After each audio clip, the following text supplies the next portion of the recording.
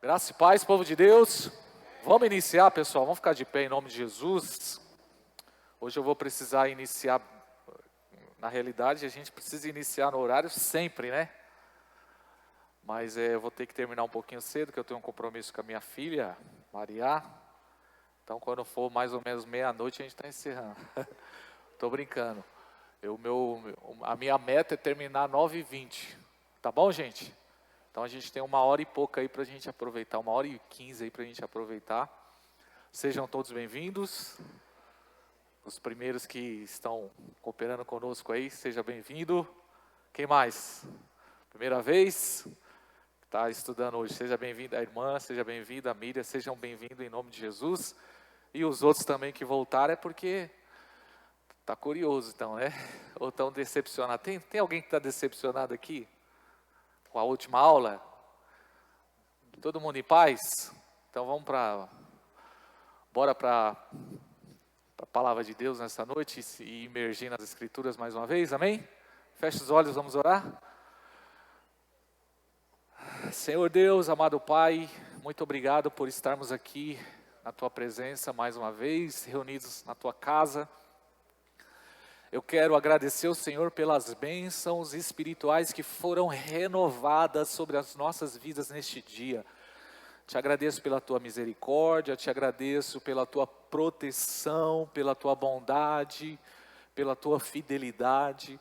Ó Deus, pelo ar que estamos respirando, te agradeço pela saúde, te agradeço, Senhor, pela nossa família, te agradeço pela obra da salvação em nossas vidas, porque nós temos o Teu Espírito que nos guia todos os dias, Pai.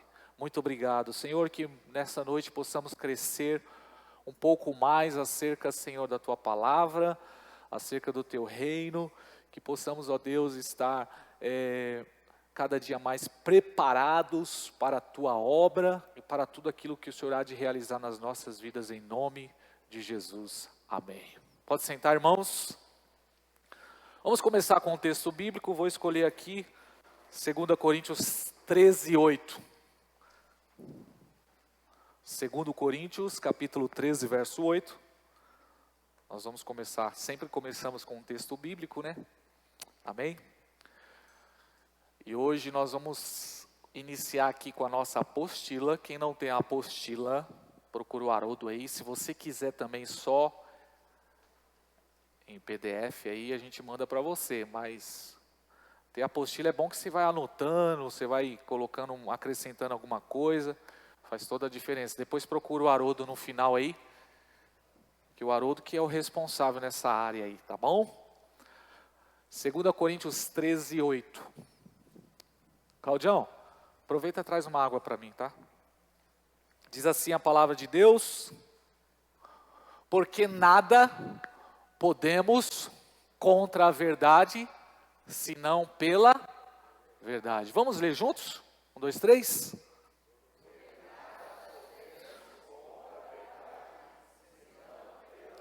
Amém, irmãos? A verdade nos liberta. Glória a Deus. Nós vamos dividir essa aula de hoje, esse tempo, em duas fases. Eu quero fugir um pouco do nosso assunto. Eu vou deixar para a gente entrar na apostila daqui a pouco. Então acho que os primeiros 20 minutos aí, meia hora, eu vou gastar aqui para a gente tentar explicar um pouco a nossa teologia. Lembra que nós falamos isso a semana passada? Porque muitos de nós temos essa dúvida. Qual é a teologia do tabernáculo de oração?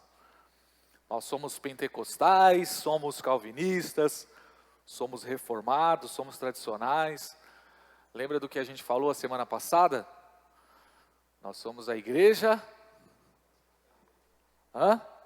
das calças apertadas dos pastores.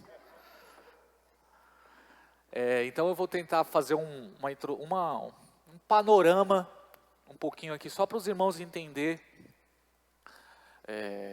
Para chegar a nossa teologia de hoje, eu preciso explicar um pouco da história da igreja, como foi que a igreja chegou aqui no Brasil. Amém, gente? Então vamos começar com Pedro Alves Cabral. Mas a primeira expedição evangélica ou protestante, os primeiros protestantes que chegaram no Brasil, a primeira tentativa foi por volta de 1560 aproximadamente. O Brasil foi descoberto quando? Quando? O pessoal foi na aula de história, hein? A primeira tentativa, porque o Brasil foi colonizado por quem? Por Portugal. Católicos, amém, gente? A primeira tentativa de protestantes, missionários protestantes, foi em 1560 aproximadamente, uma expedição mandada por João Calvino aqui para o Brasil, só que não teve êxito,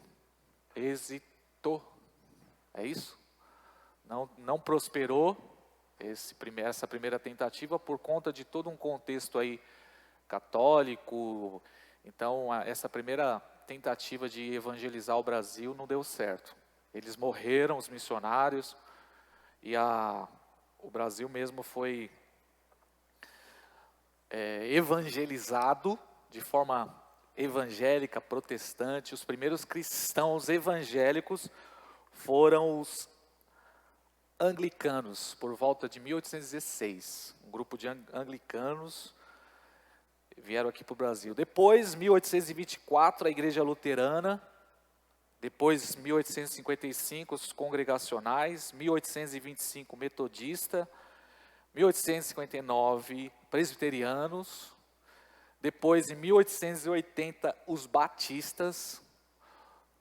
Eram grupos de missionários que foram enviados das Américas para o Brasil. Então, eles vieram para o Brasil. O primeiro grupo foi anglicano. Inglaterra, depois os luteranos, que são descendentes de Lutero aí, vieram para o Brasil, depois os metodistas. A igreja metodista, quem conhece o líder da igreja metodista? Ninguém sabe? Alguém já ouviu falar de John Wesley? Então, John Wesley, ele iniciou o movimento metodista no Brasil. O movimento metodista foi iniciado por ele na Inglaterra, e a consequência da igreja metodista hoje está espalhada pelo Brasil e pelas nações, foi por conta do John Wesley, esse homem de Deus aí. Depois os congregacionais, os presbiterianos, batistas, os adventistas chegou no Brasil em 1893. Ou seja, o primeiro grupo, a primeira experiência evangélica foram tradicionais, que são conhecidos como os tradicionais. Batistas, presbiterianos, metodistas, congregacionais, foram os primeiros missionários que vieram para o Brasil, linha tradicional. Quando você ouvir falar dessas igrejas, são tradicionais, amém, gente? Aí começou o século XX, 1909, 1910 e 1911, aí no Brasil ele recebeu aqui os primeiros missionários pentecostais. Já ouviram falar do avivamento da Rua Azusa? Quem já ouviu falar? Mais ou menos o que aconteceu na Rua Azusa, um movimento aí poderoso de avivamento. Amém, gente? A consequência desse avivamento da Rua Azusa foi os missionários pentecostais que foram para as nações. E aqui no Brasil chegaram 2 suecos, Daniel Berg, pastor Rogério Assembleano, Gunnar Wingre. Os 2 missionários suecos foram para o Belém do Pará, numa casa de uma irmã lá, e começou a Igreja Assembleia de Deus, Ministério Belém. Alguém já viu a Igreja Assembleia de Deus, Ministério Belém? E também surgiu no Brasil nessa mesma época, 1910, um italiano também que participou desse movimento pentecostal e veio para o Brasil, chamado Luiz Franciscon, que ele começou a igreja Congregação Cristã no Brasil. Alguém conhece essa igreja? Então, começaram juntos, mesma época, 1910 e 1911. Então, a segunda leva foi uma leva pentecostal. E a ênfase do movimento pentecostal é a experiência do batismo no Espírito Santo com o falar em línguas estranhas. Alguém aqui fala línguas estranhas? Com o falar em línguas estranhas e com uma ênfase aos dons espirituais. o movimento pentecostal, ele atingiu muitos pobres, os mais humildes. Só para os irmãos terem ideia, a maior igreja mesmo do Brasil é a Igreja Assembleia de Deus. A Igreja Assembleia de Deus, ela pela sua história é centenária, né? Mas ela também se dividiu. Então teve a Igreja do Brás, e depois surgiu outras igrejas aí, Ministério São Paulo também teve as suas ramificações. Então a primeira experiência pentecostal no Brasil surgiu com esses irmãos aí por volta do começo do século aí, até a década de 50. Na década de 50, veio uma segunda ênfase agora. Vieram aqui para o Brasil também missionários dos Estados Unidos e começaram uma igreja chamada Quadrangular. Alguém conhece a igreja Quadrangular? São missionários que vieram dos Estados Unidos para fazer missões aqui. A ênfase que eles deram foi nos milagres. Então, o que acontecia? Eles formavam tendas, iam para as praças, faziam movimentos de evangelístico com curas divinas. E já não era mais uma ênfase no falar em línguas, mas nos milagres, né, nas curas. Então também surgiu nessa época a igreja O Brasil para Cristo. Quem conhece o Brasil para Cristo? O missionário Manuel de Melo, né? Também a igreja Deus é Amor. Quem conhece a igreja Deus é Amor? Saudoso missionário Davi Miranda. Também surgiu nessa época. A igreja Deus é Amor é uma igreja mais que deu muita ênfase aos usos e costumes, né? Eles uniram usos e costume com santidade, é uma igreja muito rígida. Também surgiu a igreja do Nazareno, isso tudo na década de 50. Lá para na década de 60, aconteceu um fenômeno no Brasil. Foi que as igrejas tradicionais, batistas, presbiterianas, metodistas, elas também tiveram uma experiência com o Espírito Santo, que é conhecida como renovação espiritual. O que aconteceu? Que as igrejas mais tradicionais, presbiterianas, batistas, os seus líderes tiveram uma experiência com o Espírito Santo, um enchimento do Espírito Santo. Então, surgiu dentro do movimento tradicional, igrejas renovadas. O movimento tradicional é aquela liturgia mais centralizada, o texto bíblico. A renovação espiritual veio para avivar os cultos. Então, os líderes que eram tradicionais tiveram uma experiência com o Espírito Santo. Então, as igrejas que eram tradicionais, algumas delas passaram a ser igrejas tradicionais, mas renovadas. Então surgiu a igreja batista renovada, surgiu a presbiteriana renovada, Então, quando aconteceu esses movimentos, houve um desligamento. As igrejas que eram tradicionais não aceitaram que alguns... Por exemplo, vou dar um exemplo aqui. O pastor Júnior é tradicional. Aqui nós trabalhamos dentro daquela tradição. De repente, o pastor Rogério, ele tem uma experiência mais forte com o Espírito Santo, ele é da nossa igreja. Então ele começa a falar em mistérios, o pastor Rogério começa a ter visões, sonhos, e daqui a pouco há uma divergência entre a minha forma e a forma dele. Então o que aconteceu? Um exemplo, né? O pastor Rogério foi e se desligou e começou uma igreja na mesma linha, porém com a ênfase renovada. E só para os irmãos entender um pouquinho disso, a Igreja Batista Lagoinha. Quem conhece a Igreja Batista Lagoinha? A Igreja Batista Lagoinha é uma igreja que tem mais de 60 anos. O seu líder teve uma experiência espiritual forte, renovada com o Espírito Santo, o Márcio Valadão. Isso foi na década de 60. Então, a igreja dele passou por uma experiência de avivamento e houve um romper. Ele teve que romper com a igreja tradicional batista, por conta dessa visão teológica deles e essa questão dessa experiência. Então, toda igreja que você vê escrito Igreja Batista e acrescentar qualquer outro nome, alguém já viu isso? Igreja Batista Filadélfia, Igreja Batista da Lagoinha. A outra igreja que passou por isso foi a Igreja Batista do Povo, lá em Vila Mariana. Eu conheci pessoalmente o Enéas Tonini. O pastor Enéas Tonini foi um dos pioneiros, um dos pastores tradicionais pioneiros aqui no Brasil a ter uma experiência forte com o Espírito Santo, de renovação. E aí houve um romper também entre a Igreja Batista, então ficou a Igreja Batista da Convenção Brasileira, que são os tradicionais, e um outro grupo seguiu nessa linha mais renovada, pentecostal aí, e o pastor Enéas Tonini foi um dos pioneiros junto com o Márcio Valadão. Se você ouvir as histórias deles, eles passaram uma luta muito grande, preconceito e tantas outras coisas. Nessa história de cada uma das igrejas. Eu só estou dando um pano de fundo aqui. Mas o Enéas Tonini, ele foi um homem usado por Deus. Ele faleceu tem uns 4 ou 5 anos, se eu não me engano, com 102 anos de idade.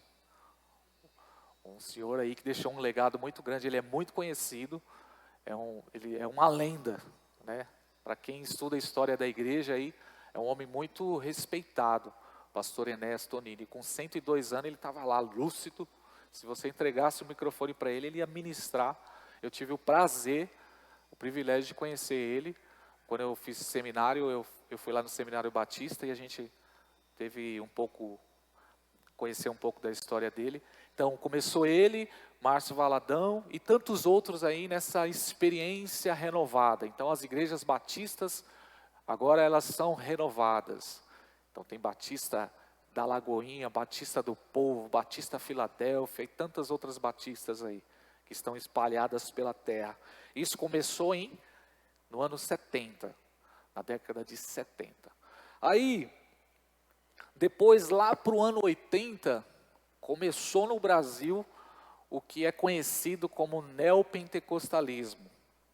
Alguém já ouviu sobre isso? Igrejas neopentecostais são igrejas que acreditam nos dons espirituais, né? O batismo no Espírito Santo, tudo, porém, com uma ênfase na conhecida teologia da prosperidade, que começou na década de 80, muito forte, com a Igreja Universal do Reino de Deus. Alguém conhece a Igreja Universal do Reino de Deus? Então, o Edir Macedo, junto com o seu cunhado, o Romildo Soares, que é o R.R. Soares, começaram a Igreja Universal, lá no Rio de Janeiro. A igreja se espalhou, houve um romper também entre eles, então ficou a Igreja Universal do Reino de Deus, com Edir Macedo, e a Igreja Internacional da Graça de Deus, com o R.R. Soares, dentro desse movimento que é chamado de neopentecostalismo, que a ênfase agora não é só milagre, não é só renovação, mas também é vida, teologia da prosperidade, uma vida próspera. E aí mergulhou o Brasil, ano 80, ano 90, cresceu de uma forma muito grande, até na década no final do ano 2000 aí, se eu não me engano, eu não sei se é essa data, também dentro da Igreja Universal surgiu uma outra igreja, que é um discípulo do Edir Macedo, que também é muito conhecido, porque ele está na televisão aí, que é a Igreja Mundial do Poder de Deus. Então, é o chamado de neopentecostalismo. Nessa década, nesse período também, surgiu uma outra igreja que trouxe uma outra visão para o Brasil também, foi a Igreja Renascer em Cristo. Quem conhece a Igreja Renascer em Cristo aqui? Ninguém conhece? Ah, que susto, gente. O Sandro se converteu lá, né, Sandro? Sandro e a Simone se converteu. O Sandro se converteu aqui, gente.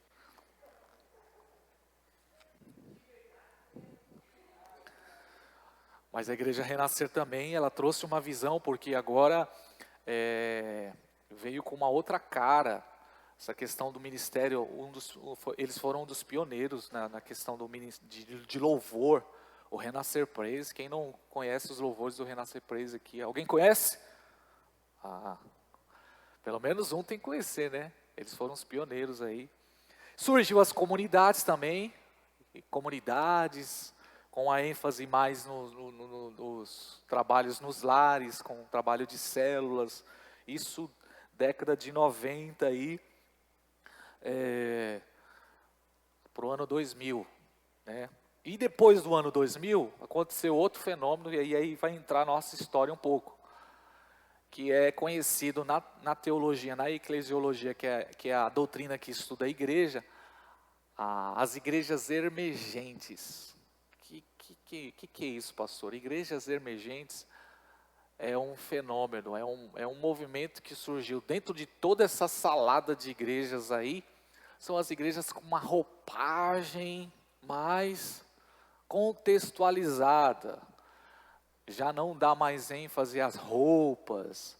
Agora o estilo da igreja é um estilo mais como se fosse teatro, usando telas, usando as luzes, contextualizando, movimento de jovem, teatro, movimento de rua, que são conhecidas como as igrejas emergentes. Porque o nome emergente, por conta da emergência do evangelho em alcançar todas as pessoas, surge essa igreja que ela vai se comunicar com o tatuado, ela vai se comunicar com o cara da favela, ela vai usar a linguagem da música para se comunicar, para comunicar o evangelho e alcançar todas essas pessoas.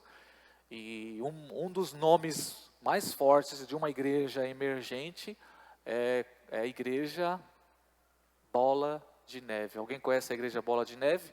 O pastor da igreja Bola de Neve, ele se converteu na Renascer Praise, na igreja Renascer, na igreja Renascer em Cristo. E aí ele começou, porque ele teve uma experiência com Deus de conversão na praia, é uma história muito bonita aí do apóstolo Rina. E a ênfase dele, o primeiro grupo que ele atingiu foi quem? Os surfistas, porque era o cara que, era onde ele estava. Então ele começou o culto dele ali na praia. Você vê como Deus trabalha, né? E aí, o nome da igreja veio por conta disso, porque começou um movimento de evangelização, de pregação do evangelho, uma reunião de jovens, e aí virou uma bola de neve, né? Outra igreja também que surgiu, que é muito conhecida também hoje, é a igreja Onda Dura. Alguém conhece a igreja Onda Dura? Quer ver o nome? Igreja Onda Dura é um pastor também que teve uma experiência poderosa, jovem, o pastor Lipão, lá em Santa Catarina, lá. Depois você pode pesquisar, você vai ver a história dele também. Bacana, um trabalho fenomenal que ele está fazendo aí pelo reino de Deus. E ele também surgiu nessa pegada aí, né? De uma igreja contextualizada.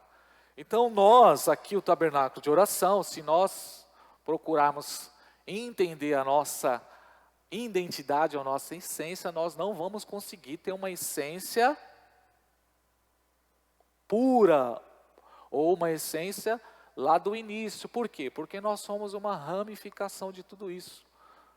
Os meus avós, que foram missionários, inclusive foram pioneiros aqui na evangelização do nosso bairro, Rosa Francisco Madruga e Paulo Madruga, que são meus avós, eles vieram para o bairro aqui na década de 60, e fizeram um trabalho de evangelização aqui. As primeiras igrejas que chegou aqui os primeiros que chegaram aqui foram eles, era tudo mato, então eles começaram aqui a igreja, que é conhecida como Igreja Casa do Refúgio, da qual nós, meu pai e minha família, nós fizemos parte aí, toda a nossa história, a minha infância foi lá, e nós surgimos da Igreja Casa do Refúgio. E quando meu pai teve uma experiência com Deus, ele teve a sua experiência com Deus, de verdade, numa igreja neopentecostal. Porque meu pai estava numa crise muito grande na vida dele, Passou uma situação muito difícil. E aí ele procurou abrigo, procurou uma direção, e a porta que estava aberta era uma igreja universal do Reino de Deus. E aí ele foi lá para a Igreja Universal, e Deus trabalhou na vida dele lá na Igreja Universal. Então lá ele teve uma experiência de milagre. Deus restaurou a vida dele financeira, porque ele estava falido na época. E eu lembro até hoje, né? Nós tivemos um tempo muito bom lá. Eu lembro até hoje dos cultos do domingo de manhã, que nós íamos participar. Era 6 horas da manhã, a gente estava na Igreja Universal lá, clamando a Deus, buscando. E aí, depois que meu pai teve essa experiência com Deus de restauração, ele e a pastora Hélia resolveram fazer um culto de ação de graça lá na minha casa, porque Deus foi bom com a nossa família, então vamos fazer um culto aqui. Fizeram um culto de ação de graça lá, e aí a pastora Hélia deu a ideia de se reunir pelo menos uma vez por mês para fazer esse culto. E começou fazendo o culto uma vez por mês. Acho que o pastor André participou do primeiro culto, não foi, pastor?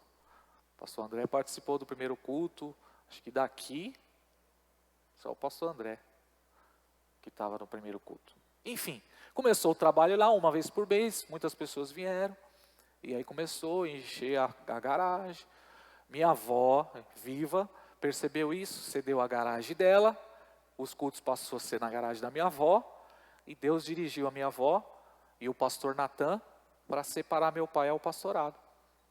Então meu pai foi separado para ser pastor, e depois em 2003 nós começamos a nossa instituição, CNPJ, Ministério Tabernáculo de Oração.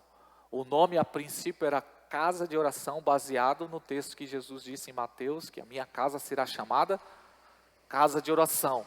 Mas por conta de já ter um CNPJ ou uma igreja registrada nesse nome, a Sheila deu a ideia de ser tabernáculo. Tabernáculo representa uma tenda, né?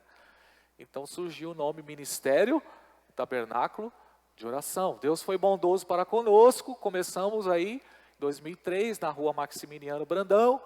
Quando foi por volta do ano de 2013, Deus nos deu essa casa de oração aqui, a qual nós estamos até hoje, para a glória e honra do nome do Senhor Jesus. E você é fruto desse trabalho aqui de evangelização, esse trabalho que é a Igreja do Senhor Jesus Cristo. Se você fizer uma pesquisa, só em São Paulo existe mais de 3.500 nomes de igrejas evangélicas registradas, só em São Paulo, gente. 3.500 CNPJs diferentes, só de igrejas. Tem nome de igreja de tudo quanto é tipo. Hã? Não, fora as que não estão registradas, gente. Estou falando só registro em São Paulo. Eu não pesquisei nem no Brasil todo. Mas segundo o IBGE, acho que a última pesquisa foi em 2019, o Brasil ele já passou já de 1/3, já são mais de 67 milhões de evangélicos que se dizem evangélicos no Brasil. Passou aí, e a visão é que o Brasil em mais 20 anos, 10, 20 anos, o Brasil, mais da metade do Brasil vai entrar para esse nome, ou para essa pesquisa aí de serem evangélicos. Então, é difícil chegar hoje e falar qual é a teologia, porque existe diversas teologias. Porque uma das ênfases da igreja evangélica é justamente essa. Quando Lutero ele reformou a igreja, deu a liberdade das pessoas interpretarem a Bíblia livremente. Porque até então, antes da reforma protestante, a reforma protestante aconteceu quando? 1519. 17. Essas datas nós temos que ter pelo menos, você não precisa saber toda a história, mas alguma coisa você precisa saber. Por que você está aqui hoje? Você tem que ter história, nós precisamos ter história. Já pensou se eu chegasse aqui e contasse qual que é a história dessa igreja, irmãos? Aí coçasse a cabeça. Irmãos, na realidade a gente é rebeliado. Na realidade é porque nossa família deu uns escândalos ali. Você ia ficar nessa igreja, irmãos? Uma igreja que não tem história? E quantas pessoas hoje estão em igrejas que não têm história? Porque, foi quebrando alianças, sem consertar. Então aí, tem pastor que está no altar hoje que já casou 10 vezes. E abriu um CNPJ e está lá, fazendo as suas campanhas, porque sabe falar, porque é simpático e está dirigindo o povo de Deus. Então, uma das coisas que a gente precisa firmar na nossa vida é ter uma história. Nós temos que ter uma história. Amém? Pastor, apesar de toda essa divergência, tá lá, eu fiquei mais confuso ainda. Como a gente pode, pelo menos, identificar uma igreja ou fazer uma distinção, ou tentar entender a igreja evangélica? Porque todo mundo se diz evangélico, tá lá o nome. Por exemplo, nós falamos a semana passada de uma igreja que começou aí na década no ano de 1800 e pouco, que é a igreja chamada Igreja de Jesus Cristo dos Santos dos Últimos Dias, que são os Mormons, né? Aí você olha o nome da igreja, está lá o nome da igreja, o nome é de Jesus Cristo, ou igreja tal do reino de Deus, ou igreja evangélica, pentecostal, cuspe de Cristo, ou igreja evangélica, tem esse nome, viu gente? Eu falei, mas tem esse nome, viu? Igreja evangélica pentecostal, cuspe de Cristo, né? Tem tudo quanto é tipo. Eu falei que é muito nome, então, mais de 3, até para ter, tem que ter. Como identificar se essa igreja é uma igreja verdadeira? Primeiro a sua história, né? Conhecer a sua história. E tem os pontos centrais, que nós chamamos de doutrinas fundamentais. Se você quiser até anotar aí, as doutrinas fundamentais é aquilo que nós chamamos de doutrinas absolutas, que nós não abrimos mão delas. Não se pode abrir mão delas. Por exemplo, as confissões de fé. Semana que vem eu vou colocar em PDF a nossa confissão de fé. Nós temos na nossa ata e eu vou trazer para os irmãos entender aquilo que nós acreditamos, a nossa confissão de fé. Nós vamos trazer a nossa história. Eu vou preparar o material para entregar para vocês, tá? A nossa história, a igreja que nós queremos ser, que são a nossa visão de igreja e a nossa confissão de fé, tá bom? Para você ter guardado aí, para você e saber aquilo que a gente acredita. Porque daqui a pouco você está numa igreja e aquela igreja não acredita na Trindade. E a Trindade é uma doutrina fundamental. É complicado, sim ou não, gente? Você está lá porque foi uma igreja que estava aberta, você entrou nessa igreja, e porque a igreja estava lá, precisando de Deus, vou entrar na igreja, meu casamento está ruim, você entra lá, de repente, os irmãos estão aqui, ou o pastor, ou o dirigente, ou o ancião está lá, daqui a pouco ele não crê que a salvação é pela graça, ele acredita que a salvação é por obras. E isso diz respeito à sua vida eterna. É sério ou não é, gente? Então, olha o perigo, né? Então, existem as doutrinas fundamentais. Anote essa palavra, doutrinas fundamentais. São doutrinas absolutas, que a igreja não pode abrir mão delas. Que é o que nos une. É o que vai unir todas essas diversas igrejas aí, espalhadas pelo Brasil. São as doutrinas fundamentais. Nós não abrimos mão delas. Amém, gente? O que faz você ser um evangélico cristão, um crente, seja o que for o nome porque até o nome mudou, antigamente eram os crentes, né? Ali vai um crente, aí mudou, aí passou a ser evangélicos. O que você é? Sou evangélico, CDs e DVDs evangélicos. Depois, o que você é? Eu sou gospel. Essa questão da contextualização é tão séria que nós somos influenciados diretamente pela cultura americana.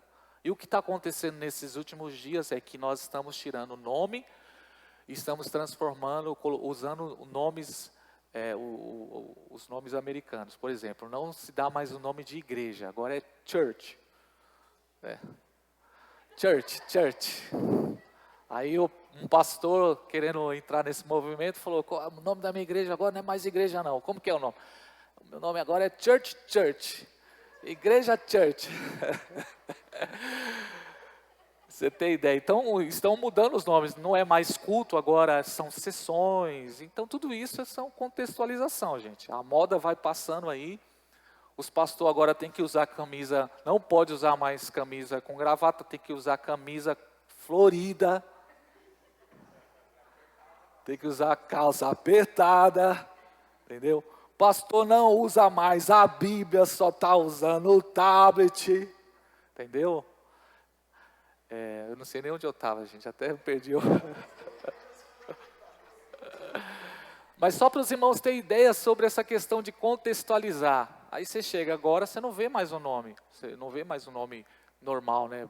Português, né? Ministério, Tabernáculo de Oração. Vamos evoluir, vamos modernizar. Então a gente vai lá e cria Church, família Church da Church. E assim a gente vai indo, né? É bacana, mas até que ponto, né? Até que ponto nós podemos contextualizar, modernizar, né? É válido, baseado naquilo que Paulo falou, né? Fiz-me de sábio para ganhar os sábios, fiz-me de tolo para ganhar os tolos, é válido. Mas até que ponto? Hoje, nossa cultura não é uma igreja tatuada. Tem gente que se converteu, já era todo tatuado. Inclusive tem um pastor Anderson Silva. Alguém conhece o pastor Anderson Silva? Uma bênção. Tem um trabalho lindo aí. Mas o cara já veio dentro de uma cultura, ele já veio do mundo todo tatuado, e hoje é um pastor, está sendo usado tremendamente nas mãos de Deus. Agora, eu querendo entrar na mesma onda, sem um direcionamento de Deus, eu não vou tatuar todo o meu braço agora, porque eu preciso contextualizar, né, gente? Então, você vê como tudo é lícito, mas nem tudo nos convém? Então, nossa cultura, eu não tenho uma tatuagem no meu corpo, eu não vou colocar. Não preciso disso. É pecado? Não é pecado? Isso aí é uma outra história, né? Não vamos nem entrar nesse... Senão vai perder o foco da nossa aula hoje. Mas essa questão de contextualizar, né? Que eu acho importante sim, porque em uma contextualização você vai se comunicar com pessoas que um tradicional nunca vai falar a palavra de Deus. Né? Um crente com uma gravata, né, não vai chegar de repente numa favela ou em um bairro, né? E nós temos aí grandes testemunhos de pessoas que vêm de repente do mundo do rap, que se converteram e que hoje alcançam essas pessoas, né? Tem igreja até dos motoqueiros, tem igreja dos motoqueiros aí, é sério, eu não sei o nome, então eu acho válido, mas dentro de algo dirigido por Deus e com equilíbrio. Rodolfo Abrantes, quem conhece Rodolfo Abrantes aqui? Rodolfo Abrantes é um homem de Deus aí. Então é isso. Então o que vai unir? O que vai unir a igreja? São as doutrinas fundamentais, doutrinas absolutas. Eu vou dar alguns exemplos delas aqui. Quais são elas? O credo, aquilo que a igreja crê, a confissão de fé. Então, a primeira coisa que você precisa saber é aquilo que a igreja acredita, a confissão de fé. E a semana que vem eu vou trazer a nossa escrita aí. Mas, resumindo ela, cremos em Deus, Pai Todo-Poderoso, Criador dos céus e da terra. Cremos em Jesus Cristo, sendo Filho de Deus. E então nós vamos entender toda a questão de Cristo, as suas duas naturezas. Cremos que Ele foi 100% Deus 100% homem, cremos no Espírito Santo, amém? E cremos que o Espírito Santo é uma pessoa. Amém, gente? Aí entra o quê?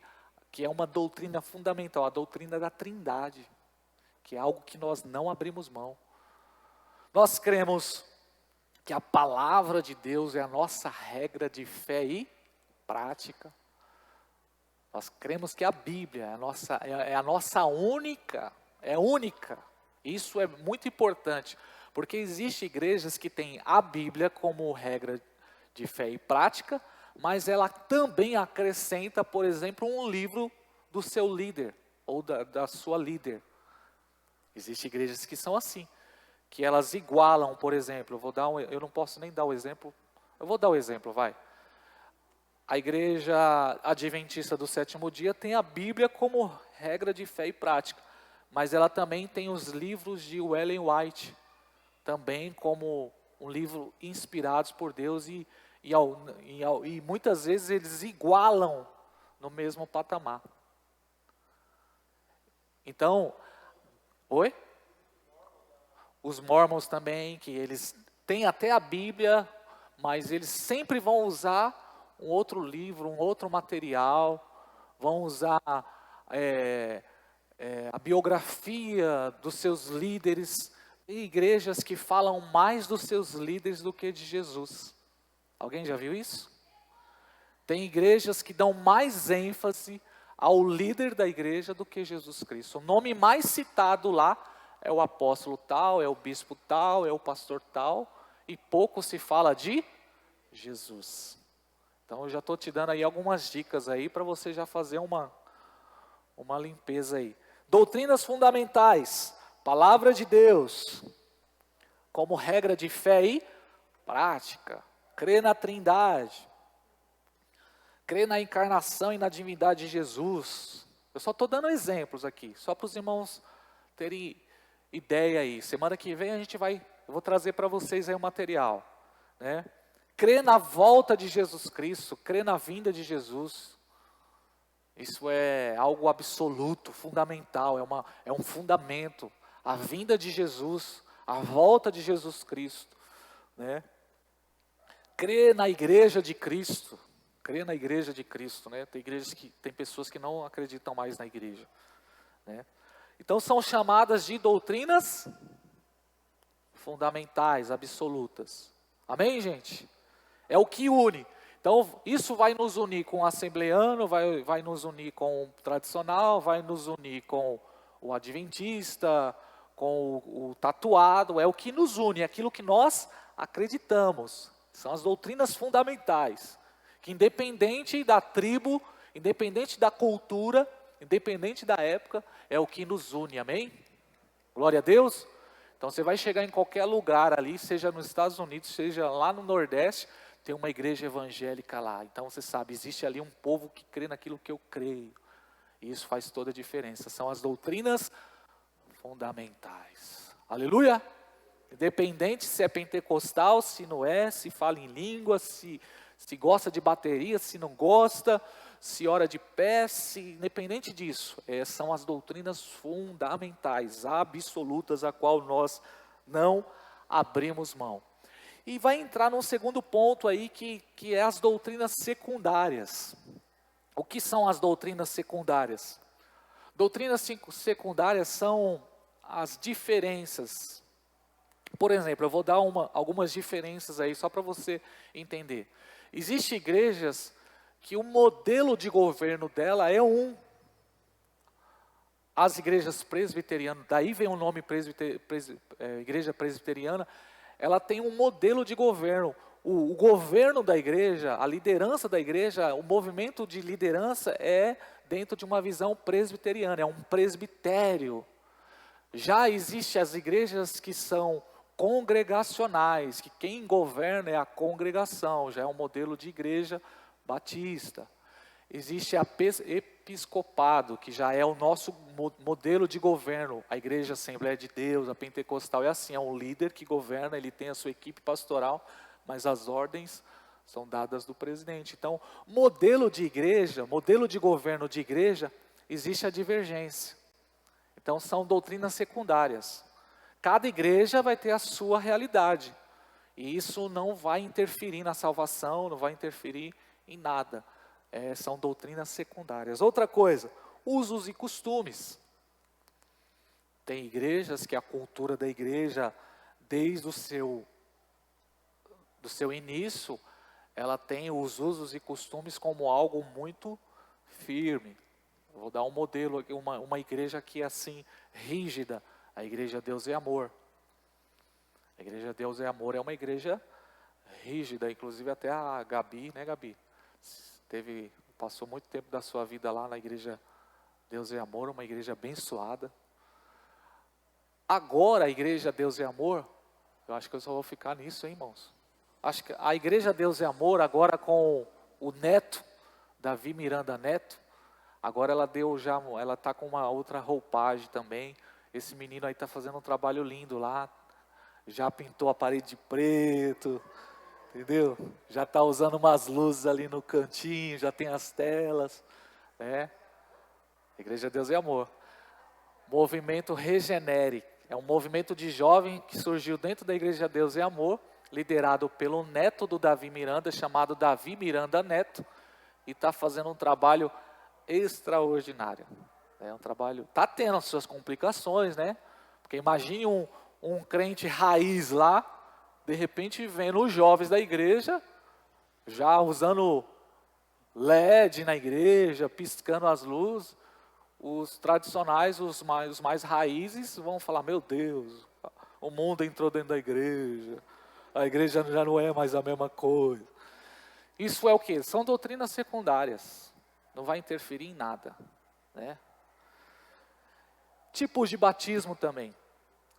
A igreja presbiteriana, ela tem, na sua confissão de fé, que o batismo lá é por aspersão. O que é batismo por aspersão? Alguém sabe? Só aspergir assim, ó. A igreja presbiteriana é assim. Já a igreja pentecostal e a maioria das igrejas tem o batismo correto como imersão. O que é imersão? Mergulhar toda a pessoa, tem que mergulhar toda, senão não vale o batismo.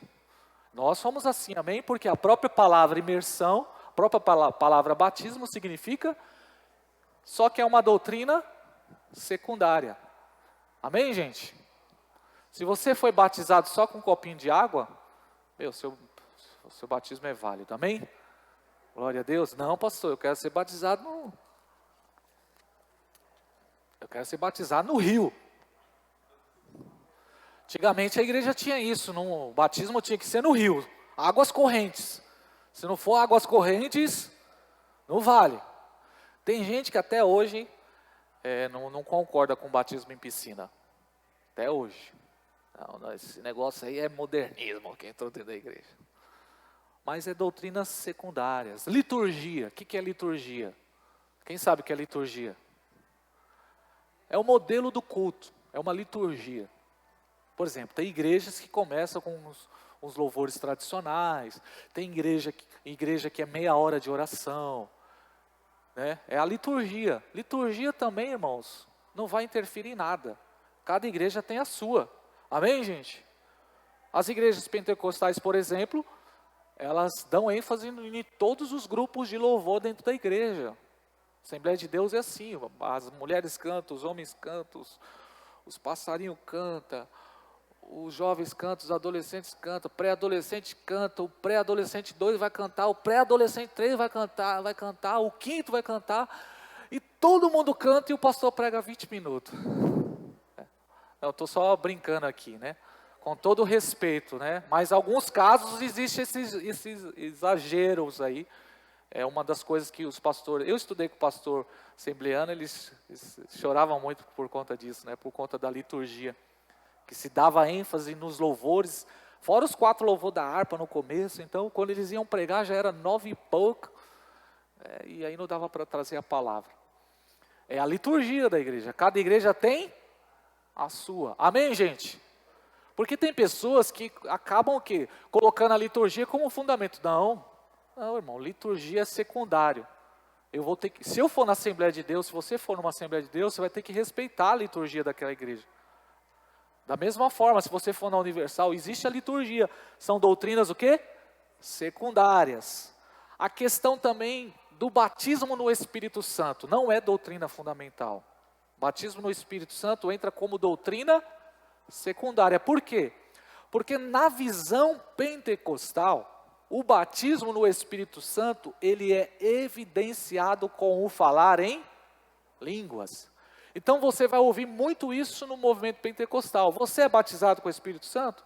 Sim, por quê? Porque eu tive a experiência de falar em línguas. Mas já para o outro grupo tradicional, a igreja batista, o outro lado, crê que o batismo no Espírito Santo, ele acontece na conversão. Quando a pessoa se converteu, ela recebe o Espírito Santo, ela é imergida no Espírito Santo. Então o batismo no Espírito Santo não é algo que acontece posteriormente à conversão, mas ele acontece na conversão genuína.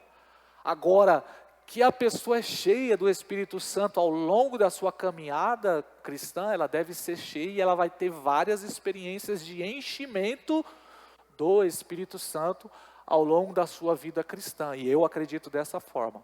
Amém, gente? Que o batismo no Espírito Santo, ele pode ser evidenciado com as línguas estranhas? Sim, mas essa não é uma regra absoluta. Nós cremos que o batismo no Espírito Santo, ele acontece na conversão genuína. Quando a pessoa tem a sua experiência com o Senhor, isso pode acontecer quando ela veio aqui na igreja, ouviu a palavra, foi na frente, entregou a vida para Jesus, e ali ela levantou a mão, se rendeu a Cristo, ela foi cheia do Espírito, ela foi batizada no Espírito. Isso pode acontecer quando ela se batizar nas águas, isso pode acontecer ao longo da sua vida aí. Não é uma regra absoluta, amém? Então isso não é doutrina fundamental. Já na linha pentecostal tem isso como regra, mas nós não acreditamos dessa forma, amém, gente? E respeitamos os irmãos que pensam dessa forma, mas nós aqui da igreja, nós acreditamos que o batismo no Espírito Santo, ele acontece aonde?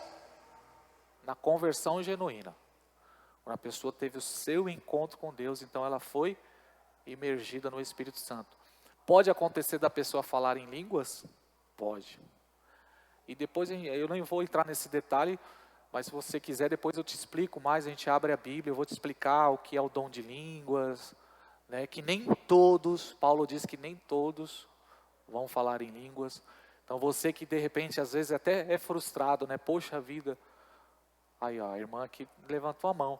Mas tem muito isso, porque você faz parte do movimento pentecostal, e a pessoa fala assim, ó, para você ser batizada no Espírito Santo, você tem que falar em línguas, e você passa a sua vida todinha dentro da igreja lutando, eu quero falar em línguas, eu quero falar em línguas. E você não recebe esse dom, porque é um dom é dádiva, mas você recebe outros.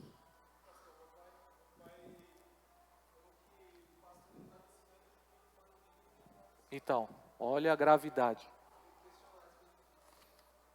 Eu conheço pessoas que têm o dom de falar em línguas, mas não têm fruto do Espírito, não têm caráter nenhum. Já viu isso, gente?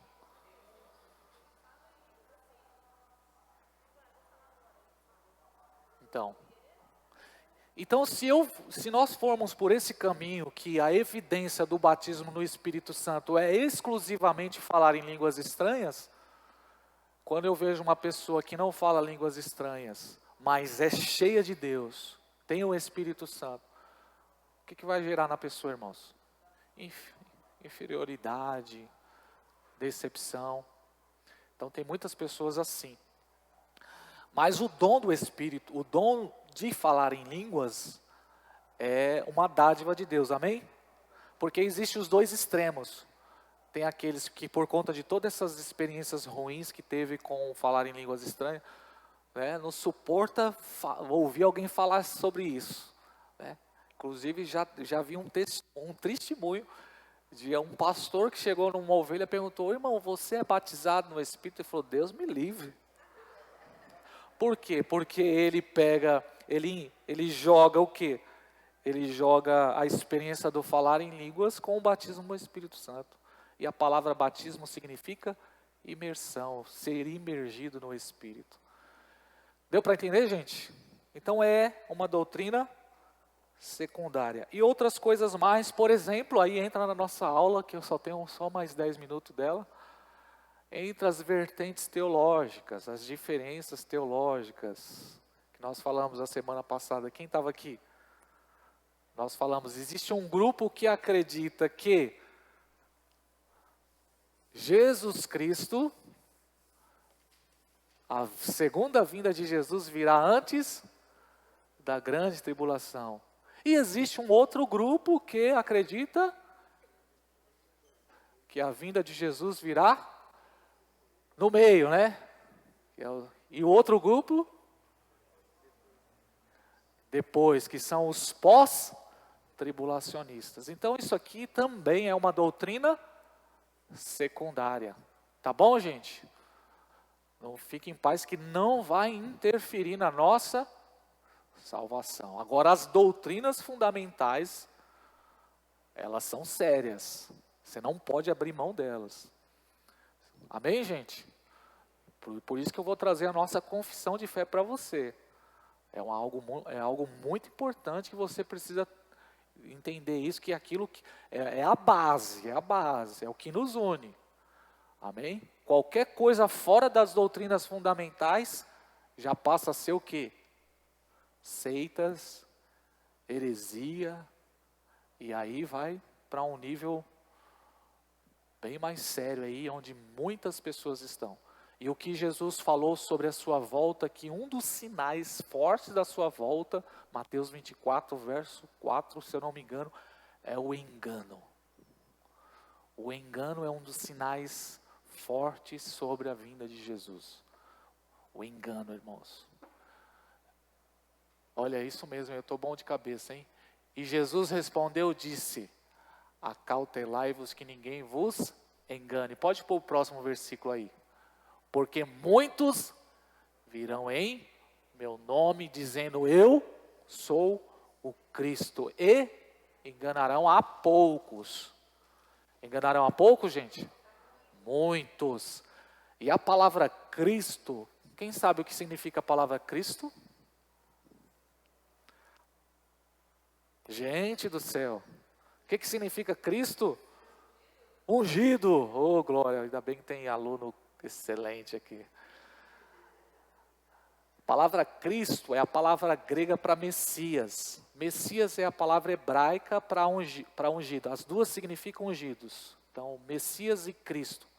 Por isso que fala Jesus Cristo, não é nome próprio, mas é o título. Jesus, o ungido, o Cristo. Então, quando a palavra diz assim, ó, porque muitos virão em meu nome dizendo, eu sou o ungido, separado, vem. É o que mais tem hoje, muitos cristos, muitas pessoas. Coloca o próximo versículo que vai ser mais forte ainda, o 6. É o 6? Volta lá para o outro, para o 5. Cristo está no plural? Está no plural? Alguma Bíblia aí? Deixa eu abrir aqui que fica mais fácil. A palavra Cristo significa ungido. Então, Jesus falou que um dos sinais fortes da sua vinda seria o espírito do engano. Muitos ungidos. Muitos ungidos. Muitas pessoas que se dizem ungidas surgirão, enganarão a muitos. Verso 4, e respondeu, tendo cuidado para que ninguém vos engane, porque muitos virão em meu nome dizendo, eu sou o Cristo, enganarão a muitos. Eu não achei aqui não, mas está bom, vamos caminhar. Mas a ênfase aqui é essa, muitos ungidos, muitas pessoas que vão pegar esse título de ungido. Então é uma coisa que nós devemos ter muito cuidado nesses últimos dias, é esse espírito do engano. E olha como é tão interessante, talvez você falou, pastor, não tem nada a ver uma aula com a outra, tem muito a ver. Porque nós falamos aqui de como surgiu todo o movimento evangélico no Brasil. Cadê? Hã? Pode ler. Cristos no plural, né? Amém. Então não estava errado não. É o 24? Mateus 24, 24. Coloca aí, Lu, para a gente, por favor.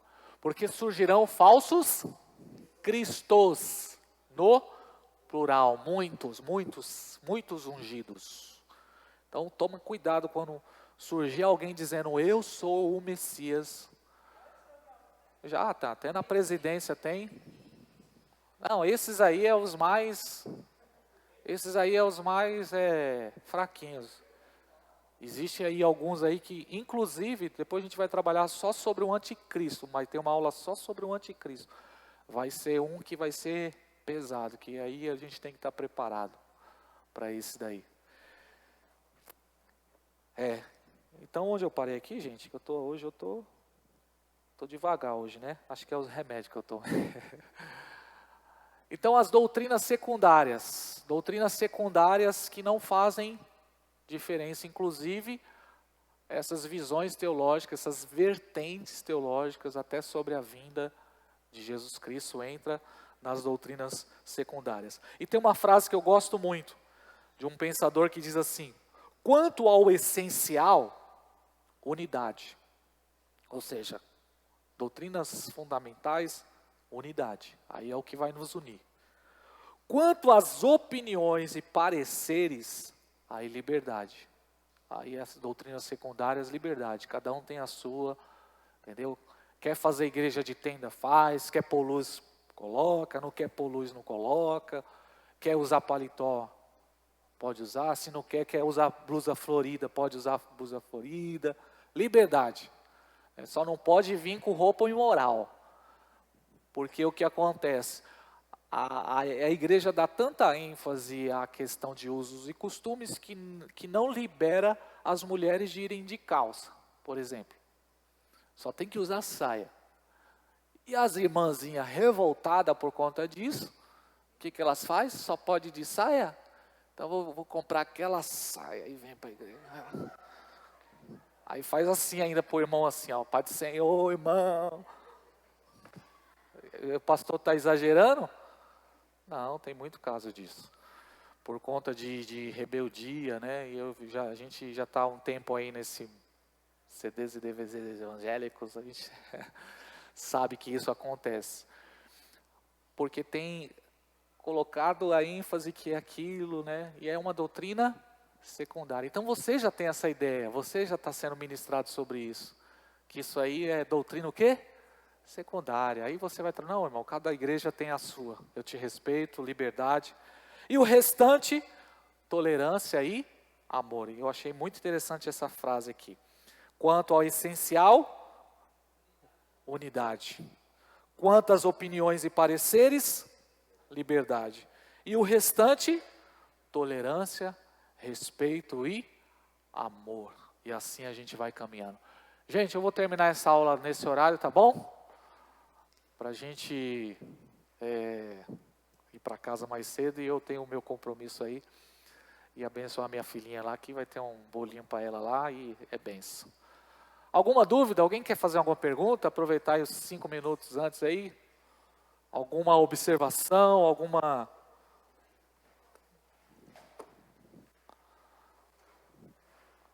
De boa, gente? Amém?